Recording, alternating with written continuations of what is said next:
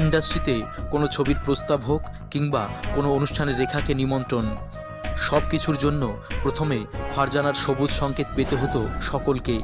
ক্রমে ফারজানা রেখার ছায়াসঙ্গী হয়ে ওঠেন।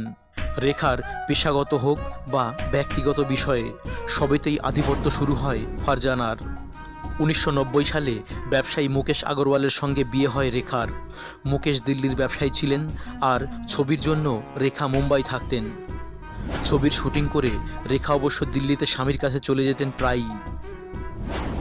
মুম্বাইয়ের বাড়িতে রেখার সঙ্গেই থাকতেন ফারজানা। রেখার বাড়িতে ফারজানার মতো তার আরও অনেক সহযোগী ছিলেন, কিন্তু ফারজানা তার কাছে বিশেষ ছিল। শোনা যায় ফারজানার অনুমতি ছাড়া রেখা মুম্বাইয়ের বাইরে পা পর্যন্ত রাখতেন না। এমনকি ঘনিষ্ঠ কেউ রেখার সঙ্গে ফোনে সরাসরি যোগাযোগও করতে পারতেন না। পরিবারের লোকেদেরও আগে ফারজানার সঙ্গে কথা বলতে